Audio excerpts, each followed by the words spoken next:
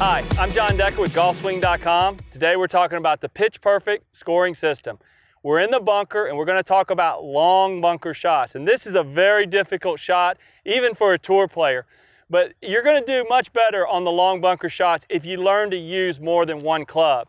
The longer the bunker shot, the more distance I actually need to carry it. I actually will start changing my clubs. A lot of times people fall in love with their sand wedge or their lob wedge and they try to use it for every shot. But what I want to do is I want to think about this just like I would in the full swing. If I want to make the ball go a greater distance, I go to a longer club. So in this situation, I'm going to try to hit a bunker shot, and I'm going to try to carry it 30 yards. So I need to know what club I'm going to use. And I want to talk first about club selection.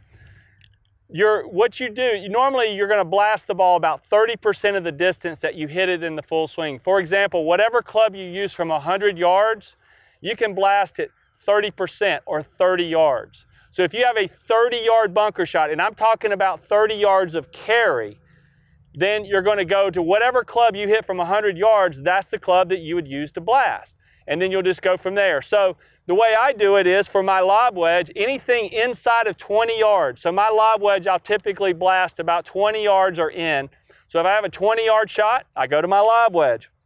If I have a 20 to 30-yard shot, I'm going to go to my sand wedge. If I have a 30 to 40-yard shot, I'm going to go to my gap wedge. If I have a 40 to 50-yard shot, I'm going to go to my pitching wedge. And then if I have something between 50 and 60 yards, I'm going to go to my 9-iron. And I'm going to play this like a normal bunker shot. So I'm just trying to blast it with each one of these clubs. I'm not changing my swing. I'm not changing my club facing. I'm doing the same things that we've been doing with all the other shots. I'm just changing the club. It's much easier to change the club. I never try to hit closer to the ball. That's a big mistake. If you try to hit closer to the ball when you're blasting it, a lot of times you're really going to pay the price. So that's the first thing, is my club selection. The second thing that I want to focus on is going to be the technique of the shot. When I'm hitting my normal bunker shot, I'm trying to hit about 3 inches behind the ball.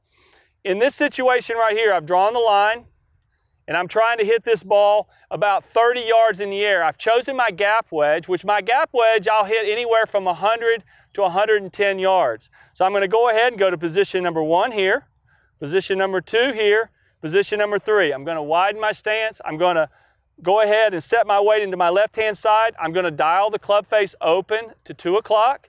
And then I'm going to go ahead from there and make my normal bunker swing.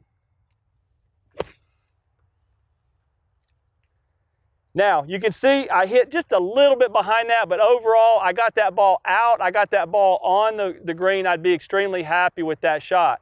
The ball, because I'm going to my gap wedge, the ball is going to come out a little lower, and you're going to have more release. But I was able to hit a longer shot. That's much easier to do when you're trying to carry the ball longer distances, is to go to different clubs. Now, I gave you kind of a range there because, again, we're blasting the ball, and every situation could be different.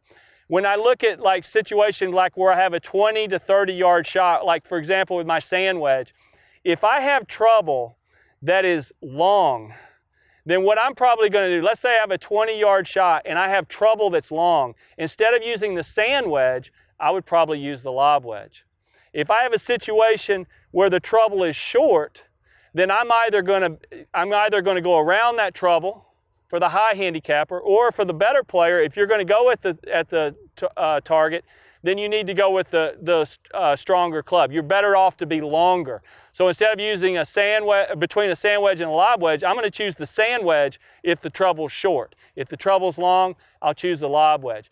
You're going to need to practice this. You're going to need to blast shots. You're going to need to hit shots. And once you've hit the shots out on the green, then you want to try to measure off how far your ball's carrying, and then make yourself notes. Again, focusing on setting yourself up, making your normal backswing, your normal follow through, and then from there, you're going to go ahead and just hit a normal shot.